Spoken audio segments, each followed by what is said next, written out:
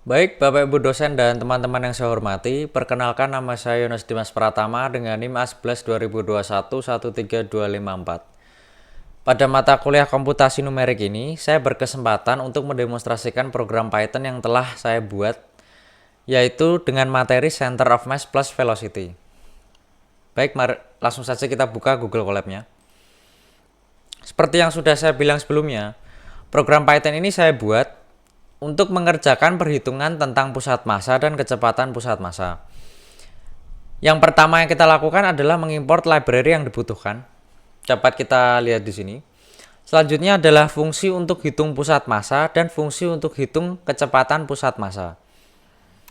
Untuk kedua fungsi ini, saya buat berdasarkan rumus yang ada pada dasar teori pusat massa dan kecepatan pusat massa. Seperti itu. Selanjutnya adalah fungsi dari visualisasi.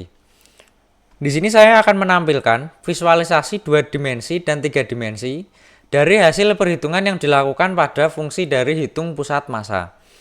Selanjutnya sama saja juga fungsi dari visualisasi 2 dimensi dan 3 dimensi pada hasil perhitungan dari fungsi hitung kecepatan pusat massa. Selanjutnya adalah fungsi utama. Jadi di fungsi utama ini kita dapat memilih di antara dua menu tadi. Untuk menu yang pertama menu hitung pusat massa dan menu kedua adalah untuk menu hitung kecepatan pusat massa. Dari sini kita akan memberikan inputan data yang akan kita kerjakan seperti itu. Selanjutnya kita akan memasuki ke tahap uji coba program ini.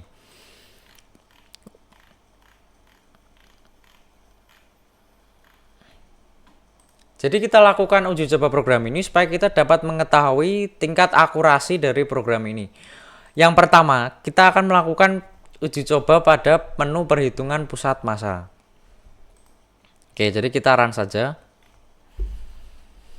Waktu di run, dia akan keluar pilihan menu 1, 2, dan 3. Kita untuk yang pertama ini pengujian, kita akan melakukan hitung pusat massa, kita masukkan menu nomor 1. Oke. Kita lihat soal di sini. Ya, kita baca soal ini. Selanjutnya kita akan lakukan perhitungan secara manual. Di sini saya buat tabel. Oke, kita masukkan yang ada di soal sini ke dalam tabel. Untuk koordinat Z ini kita beri 0 semua. Kenapa 0 semua? Karena tertulis pada soal equilateral triangle. Pada segitiga ini adalah segitiga sama sisi. Jadi ketiga objek tersebut berada pada 2 dimensi saja. Jadinya koordinat Z itu kita tidak perlukan, kasih 0 saja. Kita masukkan ke dalam rumus, kita lakukan perhitungan. Di sini dapat hasil perhitungannya 83 dan 58. Selanjutnya kita akan coba lakukan perhitungan ini menggunakan program kita. Kita lihat pada tabel di sini. Oke. Di sini ada 3 objek. Kita masukkan 3 objek. Oke. Kita ingat-ingat ya, untuk massa koordinat X, Y, dan Z. Ini 1,2000. Kita masukkan massanya 1,2. Terus koordinat X-nya 0. Koordinat Y-nya juga 0. Koordinat Z-nya 0. Oke, lalu massa untuk objek 2 yaitu 2,5 dan koordinatnya X 140.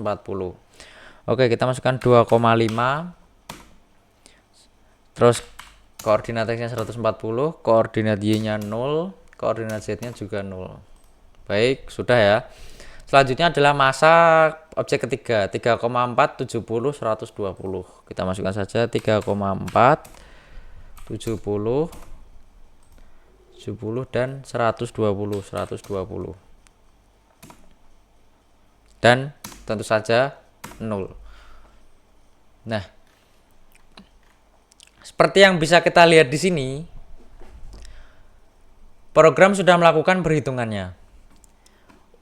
Untuk pusat massa pada sumbu X, kita dapat 82 sekian ya. Dapat kita lihat di sini. Kita sudah masukkan ya ini 57,46 ini kita lihat pada di sini. Nah, ini kita genapkan, maka hasilnya akan sama dengan perhitungan yang dilakukan manual. 83 cm dan 58 cm. Dapat kita ambil kesimpulan bahwa perhitungan pada menu pusat massa ini dia memiliki tingkat akurasi yang tinggi. Seperti itu. Nah, seperti yang sudah saya sebutkan sebelumnya tentang fungsi dari visualisasi. Di sini kita akan menampilkan visualisasi 2 dimensi dan 3 dimensi dari posisi pusat massanya. Di sini ada posisi objek 1, 2, 3 dengan warna yang berbeda. Lalu di tengah-tengahnya ini ada warna titik merah, ini adalah pusat massa. Ini untuk 2 dimensi dan ini untuk 3 dimensi. Nah, untuk program ini juga saya buat dengan konsep looping. Jadi misalnya jika kita sudah selesai melakukan perhitungan, kita tidak perlu menjalankan aplikasi lagi dari awal. Kita cukup memilih menu selanjutnya. Oke, kita masuk ke pengujian selanjutnya. Pengujian selanjutnya itu adalah perhitungan kecepatan pusat massa. Jadi kita masukkan nomor 2. Oke. Bisa dilihat dari objek di sini. Ya, untuk contoh soalnya di sini bisa kita lihat. Selanjutnya kita lakukan step yang sama, kita buat tabel data ya. Untuk objek 1, 2, dan 3 massanya seperti ini. Nah, ini dia di soal. 3 objek itu hanya bergerak di sepanjang sumbu X. Berarti kita pakai sumbu X saja. Untuk Y dan Z itu 0. Nah, untuk benda 1 dia bergerak ke kanan makanya positif. Untuk objek kedua dia bergerak ke kiri makanya negatif. Lalu objek ketiga dia bergerak ke kanan juga makanya positif. Seperti itu. Lalu kita lakukan perhitungan manual, kita masukkan ke dalam rumus. Maka akan ketemu dari kecepatan pada sumbu X-nya adalah kecepatan pusat massanya adalah 1,78 meter per second. Kita akan tes menggunakan program. Ya. Di sini jumlah objeknya ada 3. Seperti itu.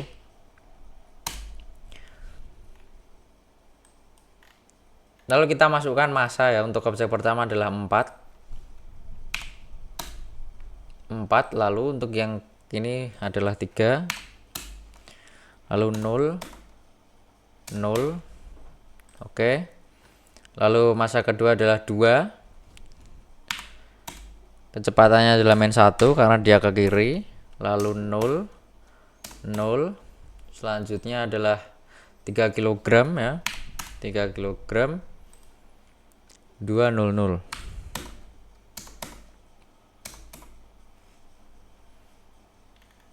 Oke. Kita lihat di sini hasilnya adalah 1,78.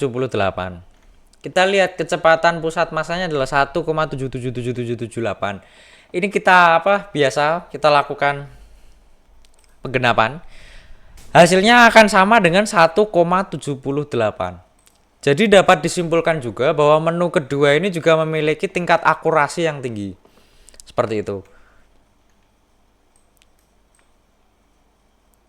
Nah, setelah kita melakukan perhitungan, sama seperti tadi, dia akan menampilkan visualisasi kecepatan pusat massanya. Ini pada 2 dimensi, dan ini pada 3 dimensi. Seperti itu, teman-teman.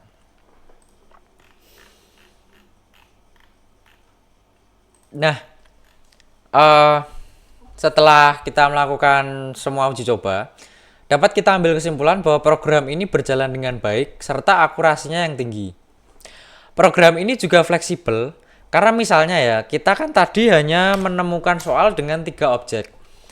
Di sini objeknya dapat kita masukkan sesuai dengan keinginan kita. Jadi sangat-sangat fleksibel, tidak harus 3 objek atau 2 objek. Misalnya kita pilih 4 objek deh.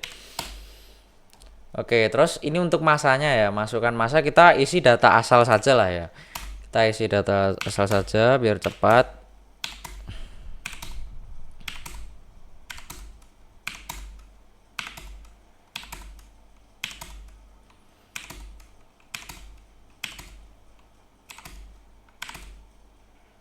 Nah, dapat kita lihat di sini ya. Dia dapat memasukkan sampai 4 objek. Ini juga hasil dari perhitungannya seperti itu. Untuk sebentar. Nah ini untuk dari pengerjaannya, dari visualisasi pusat masanya, dia juga mengikuti jumlah objek yang ada. Tadi ada 3 objek, sebelumnya dia menampilkan 3 objek, ini 4 objek, dia juga menampilkan 4 objek. Jadi memang benar-benar sangat fleksibel dan dapat digunakan pada segala kondisi soal. Seperti itu. Baik, program telah berjalan dengan baik. Sekian presentasi demonstrasi aplikasi dari saya. Jika ada kesalahan kata, saya mohon maaf. Terima kasih.